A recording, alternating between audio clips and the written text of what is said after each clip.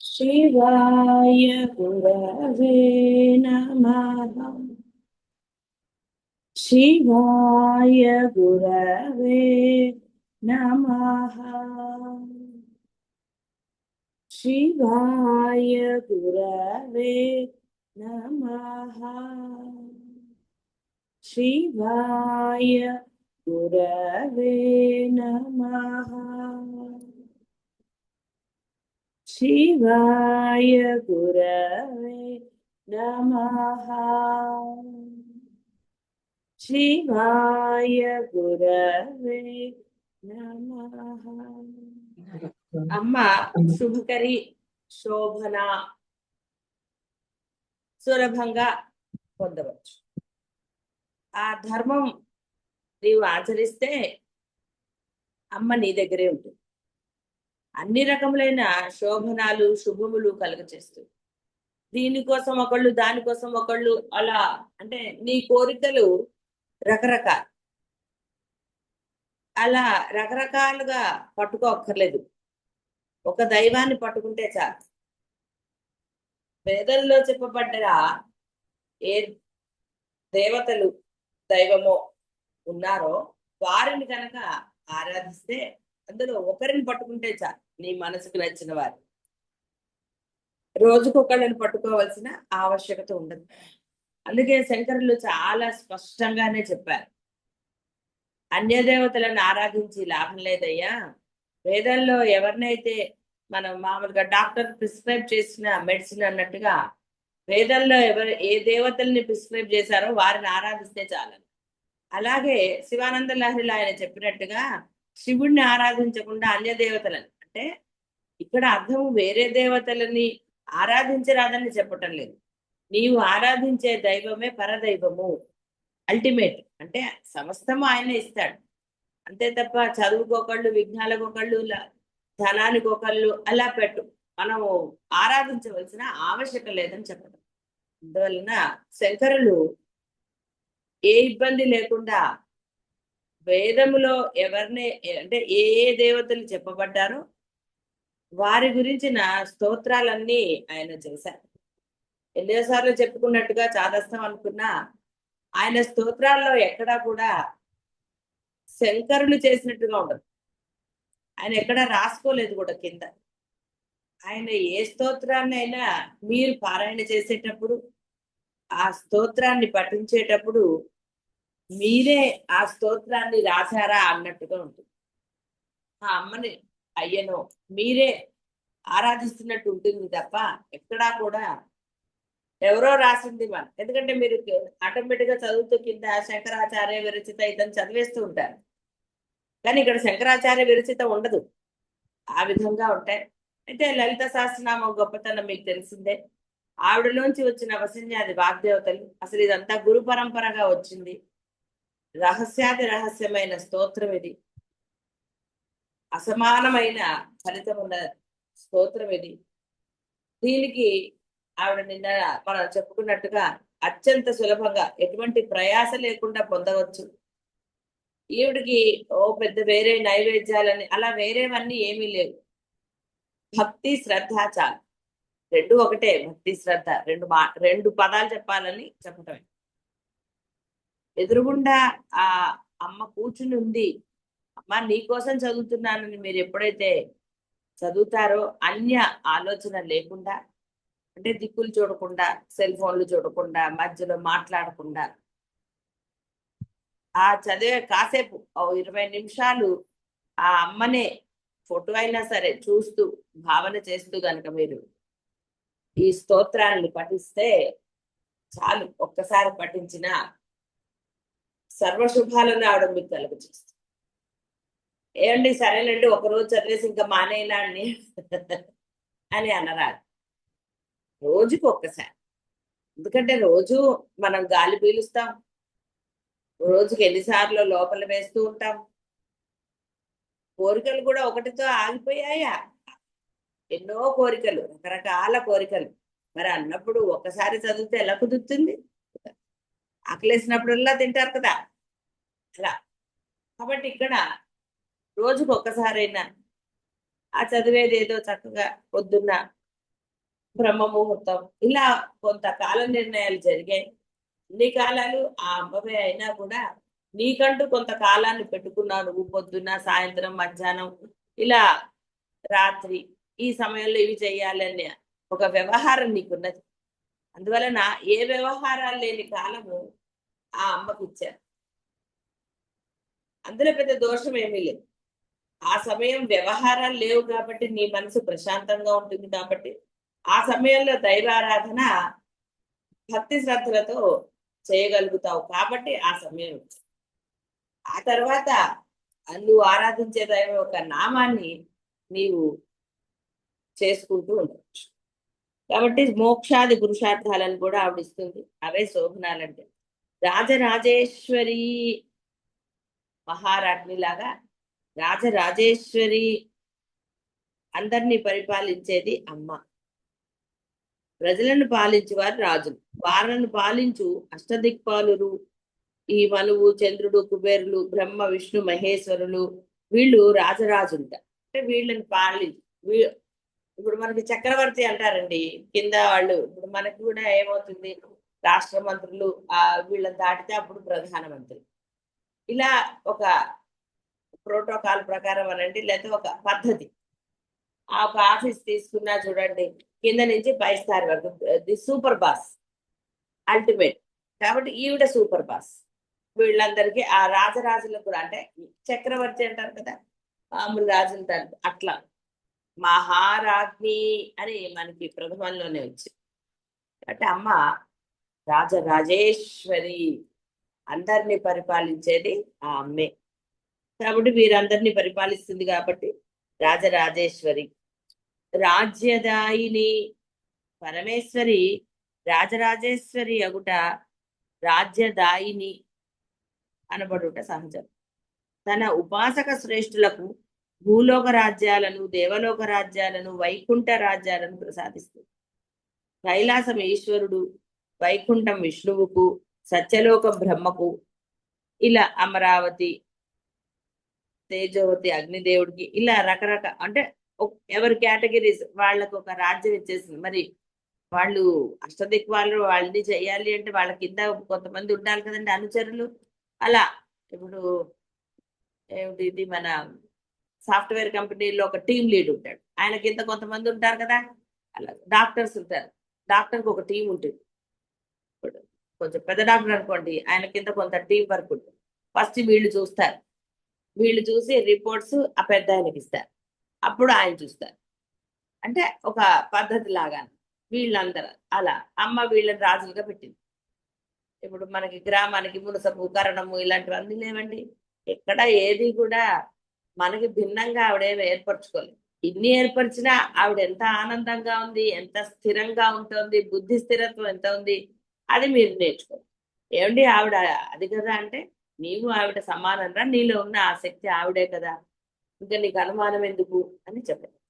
కాబట్టి ఇక్కడ వీళ్ళందరికీ కూడా ఆ రాజ్యాలు ఇచ్చింది. మనకి ఆ అమ్మని ఆరాధించిన శివ, మన శివానంద లహరిలో కూడా సాలోక్య, సామీప్య, సారూప్య ఇవన్నీ ఉన్నాయి. అలా అందరికీ అన్ని ప్రసాదించగలిగే శక్తి ఆవిడకున్నది. వాళ్ళకంటూ ఒక ఇది ఇచ్చినప్పుడు ఒక రూము, వాళ్ళ పనులన్నీ వాడు, అలాగే వాళ్ళకు రాజ్యం. రాజ్య వల్లభ కాబట్టి మరి రాజ్యాలు అందరినీ పాలిస్తోంది రాజ్ఞి అయినప్పుడు, మరి వల్లభ అంటే కూడా ఆవిడే కదా. రాజ్యములతో కూడిన భూలోక భువర్లోక సువర్లోకములకు వల్లభ. వల్లభ అంటే మీరు వేరేగా ఏమనుకోకర్లా, ఇక్కడ వల్లభ అంటే ఆ యొక్క శక్తి కలది, ఆ స్ట్రెంగ్త్, ప్రభుత్వము అని వస్తుంది మనకి ముందరలో. అంటే ఆవిడకి ఆ యొక్క శక్తి కలది అని అర్థం.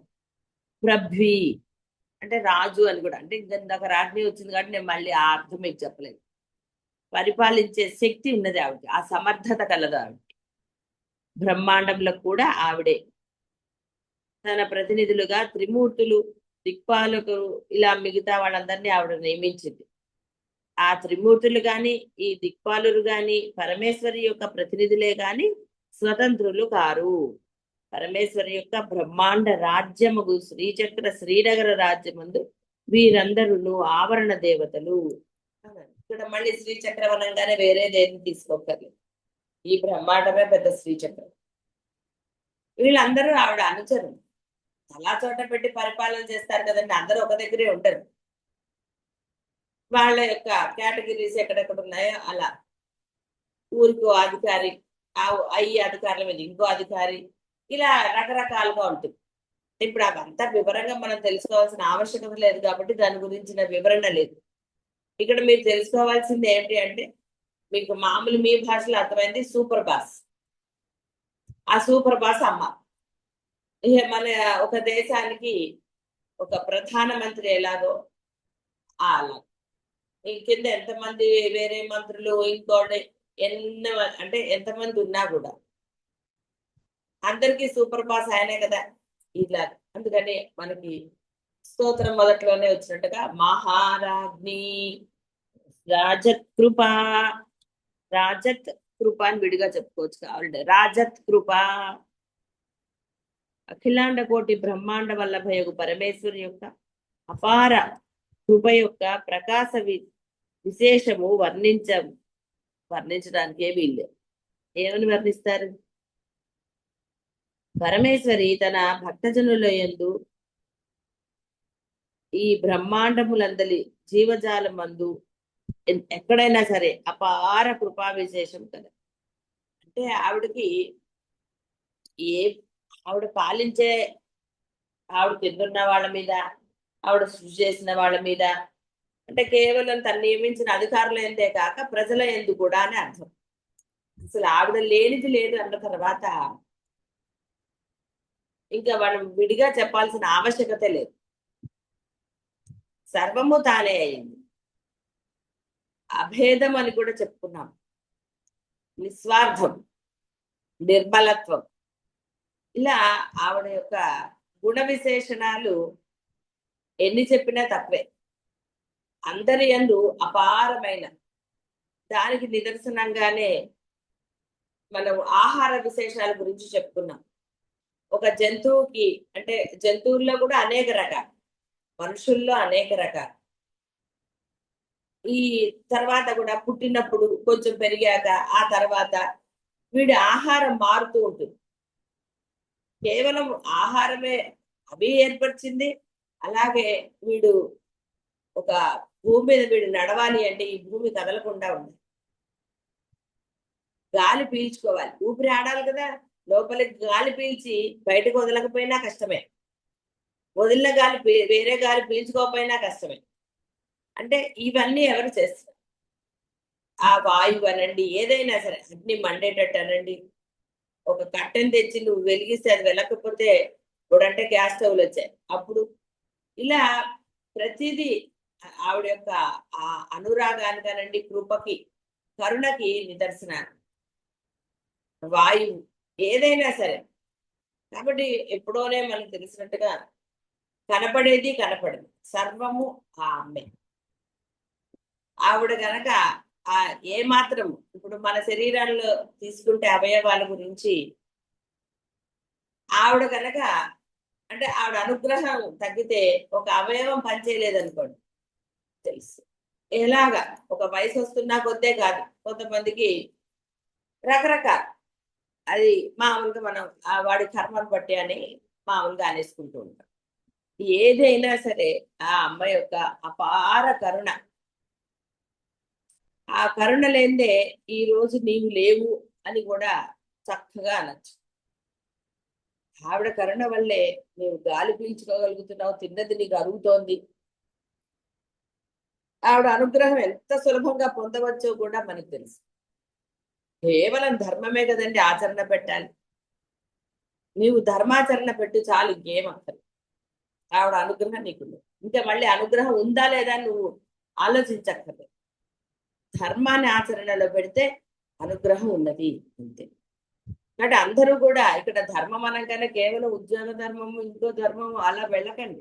నువ్వు మాట్లాడే మాట, నువ్వు చేసేది నీ మనసులో భావించు. మనస వాచ కర్మణ, మూడే ముక్కలు వేదం చెప్పింది. మనస వాచ కర్మణ అంది.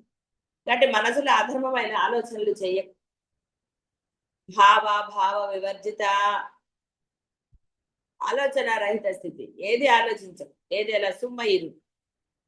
కాబట్టి ఆ విధంగా మనసులో ఆలోచనల్లో కూడా అధర్మాన్ని నువ్వు ఏమాత్రం కూడా ఇది చేసుకో. ప్రయత్నపూర్వకంగా ధర్మంగానే, అసలు ఆలోచనే వద్దన్నారు కదా, మళ్ళీ ఇంకా ధర్మంగా ఆలోచన అధర్మంగా ఆలోచించటం దేనికి?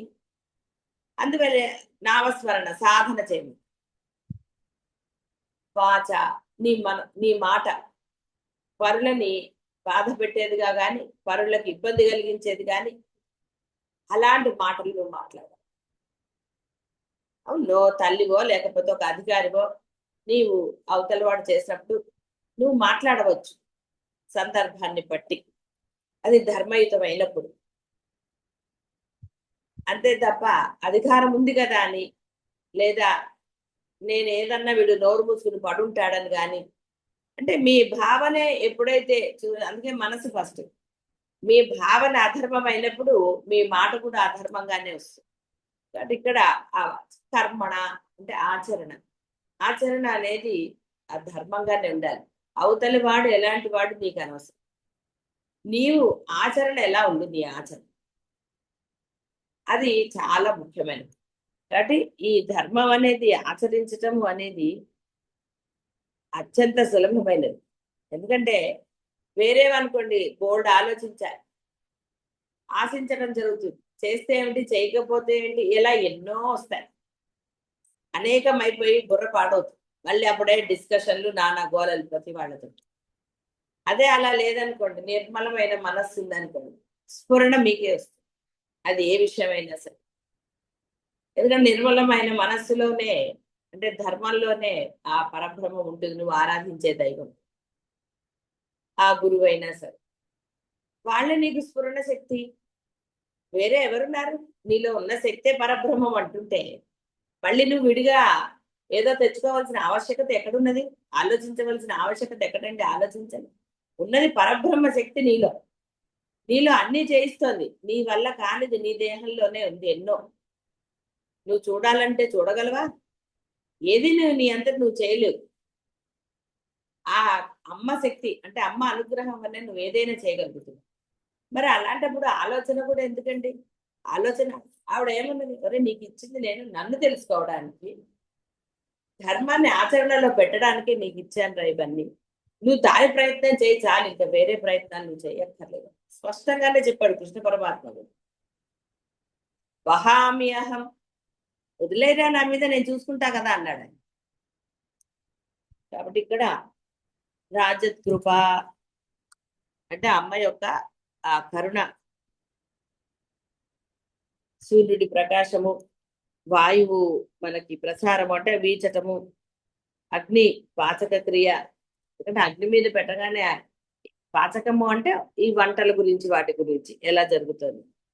కాబట్టి ఇక్కడ అన్ని దివారాత్రాది భేద కల్పన, భూమి సర్వ ఔషధి రసవిత్రి అగుట.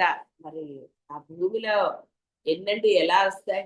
మీరు ఒకదాని తర్వాత ఒకటి పెట్టినా ఏదో ఎరువులు వేస్తున్నాం అని అది ఇది అని అంటూ ఉంటారు అనుకుంటే అది వేరు. అంతే తప్ప మీరు వేయకపోతే రాలేదండి. వేయకపోయినా వస్తాయి. ఆ భూమికి సవ్యంగా మీరు నీరు పోసి అన్ని చేస్తాయి. కాబట్టి ఇట్లా అనేక రకాలుగా ఆవిడ తన యొక్క కరుణను చూపించింది. ఇవన్నీ కూడా పరమేశ్వరి రాజత్ కృపకు తార్కాణాలు. పరమేశ్వరి ఇట్టి కృపా విశేషము కలదేగుటచే రాజత్ కృప అని దయా సముద్రురాలు, కృపారసమే మూర్తిగా ఉన్నది. ఆ విధంగా అమ్మ ప్రకాశిస్తారు. కాబట్టి అమ్మ దగ్గర ఎక్కడా కూడా కాఠిన్యం లేదు శిక్షించి. అందుకే అంత ధైర్యంగా శంకరులు దవీయాంశం దూలం స్నపయ కృపయా మామపి శివే అనేనా అయం ధన్యో భవతి నచతే హానిహీయత వనేవా హర్మేవ సమకర నిపాతో హింస. ఎందుకంటావంటావేమో అమ్మ, నేను చూడలేదురా, నువ్వు పాపాత్ముడివే అని నువ్వు అంటావేమో. నీ కరుణా కటాక్ష వీక్షణాల్లో ఒక్క చిన్న వీక్షణం పడ్డా నా మీద, నాలో ఇంకా పాపం ఎక్కడుందమ్మా, ఏమిటి ఎలా చెప్పగలవని నువ్వు అంటావేమో. నీ ఆజ్ఞతో ప్రకాశించే చంద్రుడు అంటే ఆ వెన్నెలను కురిపించే చంద్రుడే అరణ్యాల్లో కానివ్వండి, రాజభవనాల మీద ఒకే రకమైనది ఇస్తాడు. సమకర నిపాతో హిమకర. సమానంగా ఇస్తాడే. అంటే నీ అనుచరుడే అలా చేసినప్పుడు అమ్మా నీది ఇంకా ఎంత గొప్ప నువ్వు. బాస్ సరిగ్గా లేకపోతే కింద వాడు సరిగ్గా ఎలా ఉంటాడండి? వాడు క్రూరుడైతే వీడు కూడా అంతే కదా. కాబట్టి అమ్మా నీ కరుణ అపారమైన తల్లి అని చెప్పాడు. నాలో అసలు లేనే లేదమ్మా, ఇంకా నేను దూరంగా ఎలా ఉంటాను, క్వశ్చనే లేదన్నాడు. అంటే ఆ భక్తి భావం ఉండాలి భక్తుడికి. ఆ అనన్య భక్తి అంటే అదే, శరణాగతి అంటే అదే. రక్షించి తీరుతారు అంతే. ఎవరు ఎన్ని విధాలుగా చెప్పినా ఏది చెప్పినా లేదు నన్ను రక్షిస్తుంది నేను నమ్మిన దైవం అని ఉండండి, రక్షించి తీరుతుంది. నా గురువు నన్ను రక్షించి తీరుతాడన్న దృఢ విశ్వాసం మీలో ఉంటే ఆ గురువుని రక్షించి తీరుతాడు. ఆ విశ్వాసం ఉండాలి. అవతల వాళ్ళు ఎన్నన్నా ఎన్ని రకాలుగా ఏది చేసినా మీలో మీ నమ్మకంలో ఎటువంటి భేదం రాకూడదు. అందుకే దైవాన్ని కూడా ఇక్కడ దైవము అక్కడ దైవం అంటూ పరుగులు పెట్టకండి. రమణ మహర్షి ఎక్కడికి పరిగెత్తాడండి? అంతటా ఉన్నది ఆ బ్రహ్మమే అని తెలుసుకున్నాక ఆయన ఎక్కడికి వెళ్ళలేదు. విడిగా ఆరాధించను లేదు. అహం బ్రహ్మాస్మి తత్వం అసి, తత్వం అసి, అదే అయి ఉన్నాను. ఒరే నువ్వు అయ్యే ఉన్నావురా, ఇంకా ఏమిటి పరుగులు?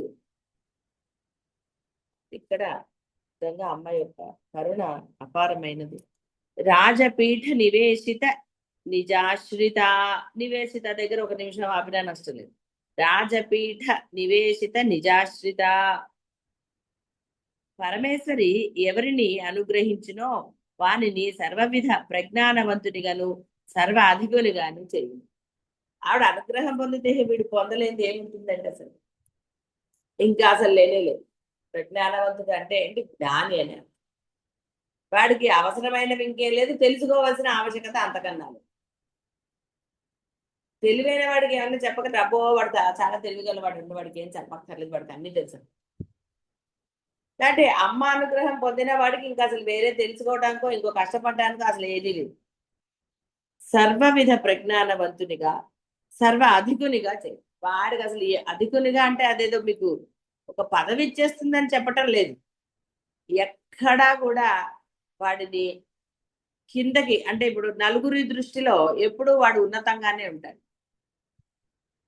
ఇక్కడ దృష్టిలో అనగానే అంటే వాడి భావనలో ఏదైనా వాడు ఇప్పుడు మన మామూలుగా అంటే జాన్ పూచ్కర్ అన్నట్టుగా వాడు అవమానం చేసినా వీడికి ఏమీ నష్టం జరగదు. వీడేం దాన్ని స్వీకరించడు. వీడు ఎప్పుడూ కూడా ఆనందంగా తృప్తిగా ఒక స్థాయిలోనే ఉంటాడు. ఈ స్థాయి డబ్బు వల్లనో అధికారం వల్లనో వచ్చిందిగా, కేవలం ఆ అమ్మ యొక్క అనుగ్రహం వల్ల. ఆ అనుగ్రహం పొందిన వారిని మన సినిమాల్లో చూస్తాం. అన్నమాచార్య సినిమా అంటే ఒక భక్తి సినిమాల్లో భక్తుడికి ఎన్ని రకాల అవమానాలు అని కొంచెం సినిమా ఇది కదండి తాటిగా చూపిస్తారు. ఇలా కూడా నిజ జీవితంలో కూడా ఉంటాయి. చాలా మంది అవమానం చేస్తూ ఉంటారు. ఆ వాళ్ళ గురించి చెడు ప్రచారం జరుగుతూ ఉంటుంది. ఇలా ఎన్నో రకాలుగా జరుగుతూనే ఉంటుంది. ఇది జరగదని నేను అనట్లేదు. ఇన్ని జరిగినా వీడు చెక్కు చెదరకుండా ఉంటాడు. ఆ శక్తి ఆవిడిస్తుంది. వీడికి వచ్చిన నష్టమేమీ ఉండదు. ఈ విధంగా దుష్టులని వీరి నుంచి దూరం చేస్తుంది. దుష్టులని వీళ్ళ నుంచి దూరం చేస్తుంది. అదే కదండి హాయి కావాల్సింది. ఆ విధంగా అమ్మ యొక్క అనుగ్రహాన్ని పొందినవాడు సర్వాధికునిగా అంటే అర్థం. వాడు హాయిగా భావాతీతుడుగా ఉంటాడు. ఇవన్నీ వాడికి తెలియవా అంటే వాడికి తెలుస్తాయి, వాళ్ళు చేసే ప్రచారాలన్నీ కూడా. కానీ వీడిలో స్పందన ఉండదు. అవసరం వచ్చినప్పుడే వాటి గురించి మాట్లాడతాడు, ఏదన్నా చేస్తాడు. కానీ వీడిలో ఆవేశమో వాళ్ళ మీద ద్వేషమో వాడు ఏదో వాడు నశించాలన్న ఏదో వీడిలో కలగదు. వాడి సంగతి పరబ్రహ్మం చూసుకుంటాడు. ఉన్నది పరబ్రహ్మం అయినప్పుడు నేనెవరిని ఆలోచించడానికి. కాబట్టి అలా ఆ యొక్క ప్రజ్ఞానం అంటే ఆ జ్ఞానం వాడికి కలుగుతుంది. జ్ఞానం కలగటమే స్థిరత్వం. అంటే ఈ యొక్క ఆవేశాలు ద్వేషాలు లేకపోతే నా గురించి ఇంత చెడ్డగా చెప్తాడా వీడు, ఇలాంటి ఆవేశాలు లేదా దానికి తగ్గ ఏదో వాళ్ళకి ప్రతీకారం అలాంటివన్నీ జరగవు.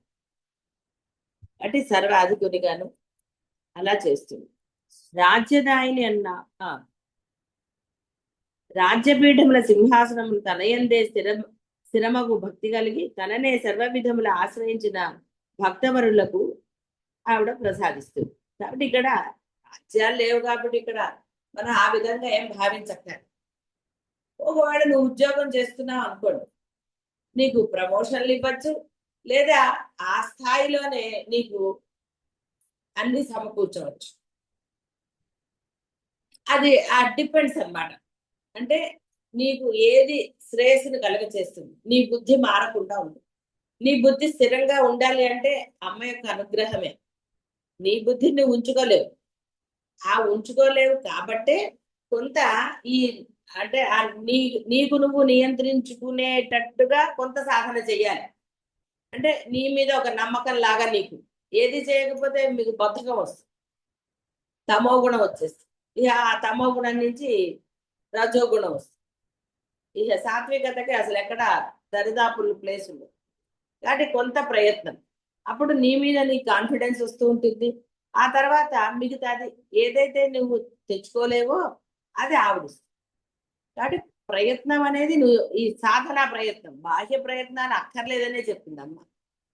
ఏమి అక్కర్లేదురా సుమ్మయ్యలు, నోరు మూసు కూర్చో, నీకు లభించాల్సింది. ఇక్కడ సత్సంగాల్లో ఉన్నవాళ్ళు చాలా మందికి అనుభవమే.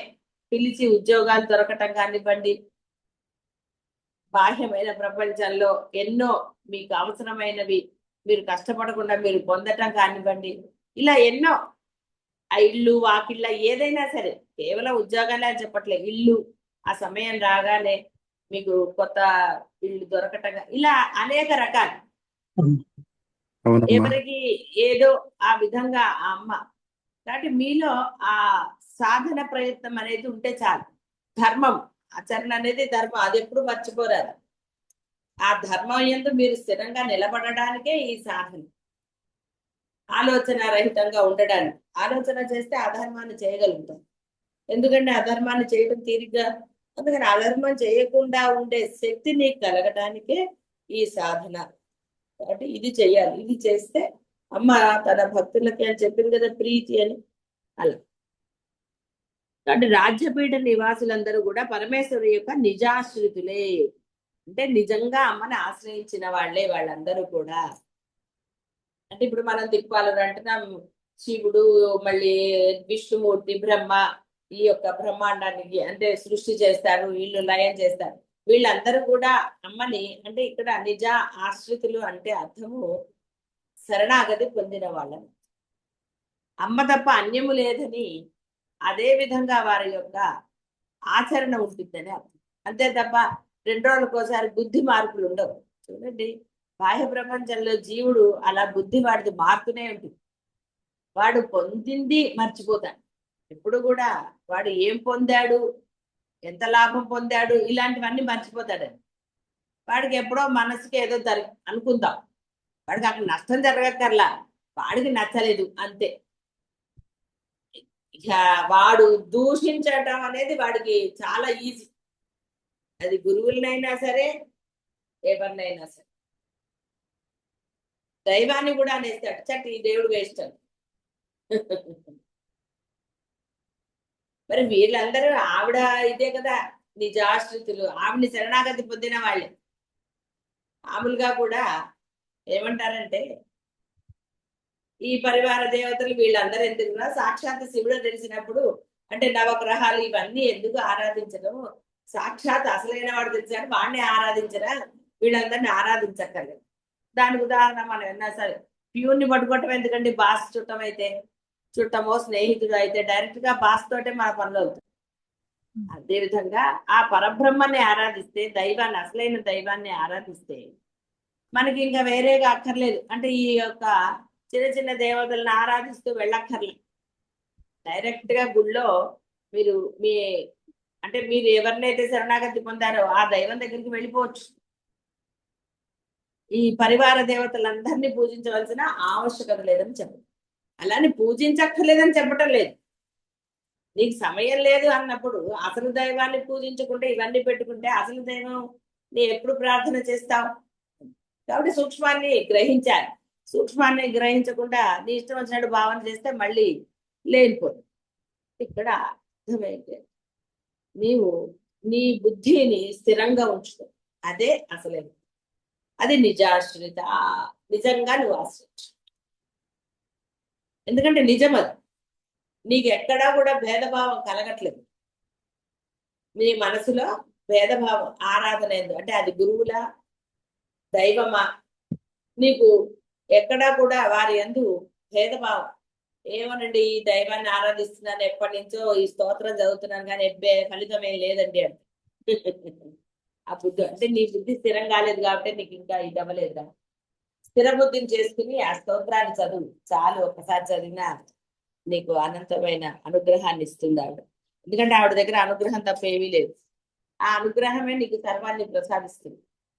అనుగ్రహం వేరు, ఆవిడ ప్రసాదించేది వేరు, ఇన్ని లేవు ఆవిడ దగ్గర. ఒక్క అనుగ్రహం పెడితేనే చెప్పారు కదా అన్ని ఇందాక, సర్వము ఆవిడ ప్రసాదించడం. అనుగ్రహం అంటేనే సర్వం. అలాగే శివుడు విభూది అంటే అందరూ విభూది అంటే ఏదో బూడిద అనుకుంటారు, కాదు. విభూది అంటేనే ఐశ్వర్యం. ఐశ్వర్యం అంటే ఏంటి? నీవు తృప్తిగా ఉండటం, ధర్మంగా ఉండటం. దాన్నే మళ్ళీ విడిగా చెప్పుకోవాలంటే ఆనందంగా ఉండటం, ఏ లోటు లేకుండా, ఏ చింత లేకుండా హాయిగా ఉండటమే. ఇక్కడ సూక్ష్మార్థాలు గ్రహించి ఆ విధంగా ఉంటే వాడికి అసలు ఏ గోళ లేదు, ఆలోచన లేదు, ప్లానింగ్ లేదు, ఏది లేదు. సుమ్మయుడు స్థితి, బుద్ధి నిలకడ స్థితే సుమ్మయుడు. కాబట్టి వాళ్ళందరూ నిజాశ్రితులు. ఆ విధంగా నిజంగా ఆశ్రయించాలి. అంతే తప్ప రోజుకొకళ్ళని ఆశ్రయించినంత వలన నిజమైన ఆశ్రయం అంటే ఆ శరణాగతి ఎలా అవుతుందండి? అవ్వదు. ఆలోచించుకోండి మీరు కూడా. ఆలోచిస్తే సూక్ష్మ బోధపడు. కాబట్టి ఇక్కడ ఆలోచించేవన్నీ అంటే నిర్ణయం తీసుకోవడానికి ఒక ఆలోచన పాజిటివ్. ఇంకా నిర్ణయం తీసుకున్నాక అటల్ అంతే, ఇక అందులో మార్పు రాకూడదు. నిజాశ్రితులుగా ఉండిపోవడం. ఎప్పుడైతే మీరు నిజాశ్రితులు, అదే సర్వస్వ శరణం. అలా ఉన్నారా? మీరు పొందలేదు కానీ అసలు ఏం అడగాలండి? ఇంకా అడగవలసిన ఆవశ్యకతే లేదు. అమ్మని ఎవరన్నా ఇంట్లో వాటి గురించి అడుగుతారండి? అమ్మే సమయం చూసి వాడికి ఆకలిస్తుంది. వయసు వచ్చాక వాడు నేను ఇప్పుడు తిన్ను తర్వాత తింటాను, నాకు ఇప్పుడు వద్దు తర్వాత వెళ్తాను, ఇలా వాడి అభిప్రాయాలు ఏర్పడతాయి. కానీ అప్పటి వరకు తల్లే వాడికి ఏం కావాలో చూసి ఆ సమయం ప్రకారంగా ఆ తల్లి ఇచ్చేస్తుంది. మరి ఈ ప్రపంచంలో నశ్వరమైన దేహాలు ఇవన్నీ, ఏ బంధమైనా నశించే బంధాలే. ఇదే చేయగలిగింది సనాతని, అందరిలో ఉంది ఆవిడే. ఆవిడని గనక నిజంగా ఆశ్రయిస్తే, అంటే ఆ శరణాగతి పొందితే ఆవిడ ఇయ్యలేనిది ఏమిటి? అందరూ కూడా చక్కగా ధర్మాచరణ చెయ్యండి. ధర్మం ఎందే అనురక్తి కలిగి ఉండండి. ఆ అమ్మ అనుగ్రహం గురించి ఇంకా మీరు వేరే ఏ స్తోత్రము చదవట్లేదు. రమణ మహర్షి చెప్పిన సున్మయుడి స్థితిలో ఉండవచ్చు. ఆ ధర్మంగా ఉండలేకే ఇవి నానా తిప్పలు పడుతున్నాను. ఎందుకంటే మీరు చేసే పాపాలకి ఆ పాపం వస్తుంది కదా అని పుణ్యం కోసం స్తోత్ర పారాయణలు చేస్తున్నారు.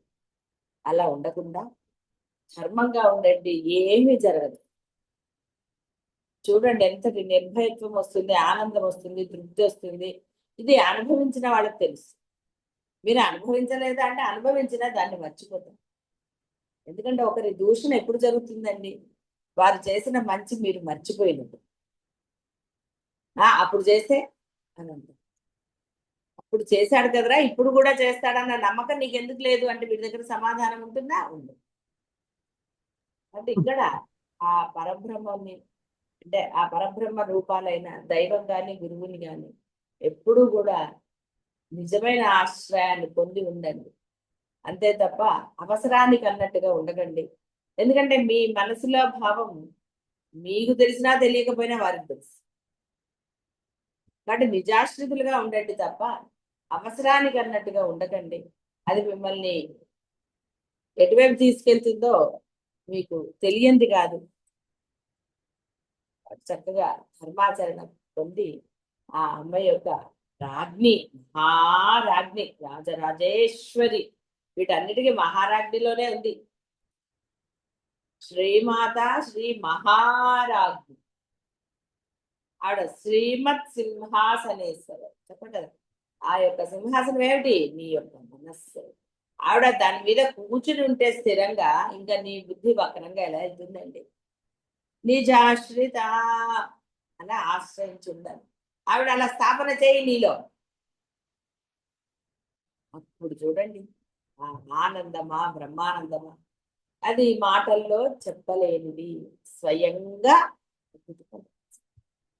అందరూ కూడా హాయిగా నిజాశ్రితులు కండి, అంతే తప్ప